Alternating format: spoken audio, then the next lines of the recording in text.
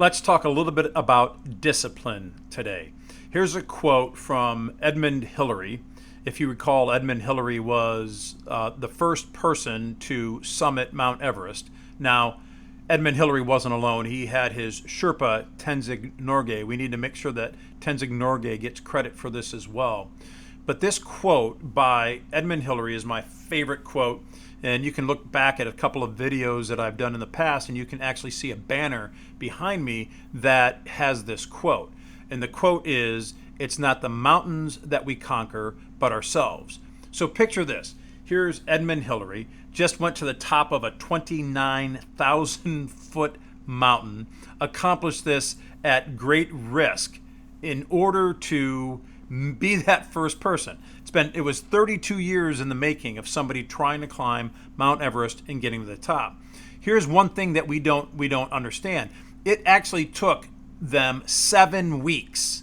7 weeks. Now, 7 weeks wasn't the assault on Mount Everest, but it took roughly 4 weeks to get to base camp to begin the assault on Mount Everest. So the conquering of the mountain was a piece of all of the discipline that it took in order to get them to the top of the mountain. Imagine the planning, the discipline that you had to have in place to do the planning to make sure that you're bringing all of the items that you need for that assault on Mount Everest. Half of the time of the travel was just to get there. What about the 6 months that it took planning that trek, that journey? Now, we need to embrace discipline. We need to play the long game.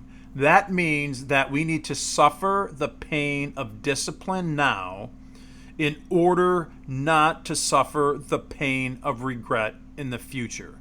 So we need to make sure that we take on every day the opportunity to discipline our bodies in order for us to become the best version of you. Abraham Lincoln said it the best: discipline is choosing between what you want now and what you want to do the most.